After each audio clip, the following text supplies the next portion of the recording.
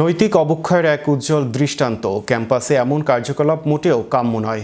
মনে রাখতে হবে, এটা শিক্ষা প্রতিষ্ঠান, এটি কোনো পার্ক নয়। আর এখানে এমন কর্মকাণ্ড উত্তরবঙ্গের বগুড়ার আজিজুল হক শ্রেষ্ঠ বিদ্যাপীঠকে প্রশ্নবিদ্ধ করে। গ্রাম থেকে অনেক স্বপ্ন নিয়ে মা বাবা সন্তানকে উচ্চ শিক্ষায় শিক্ষিত করার জন্য শহরে পাঠায়, পড়াশোনা করার জন্য। আর সেই সুযোগ নিয়ে সন্তান বেপরোয়া হয়ে ওঠে, জড়িয়ে পড়ে মাদক কিংবা দেহ ব্যবসার সাথে।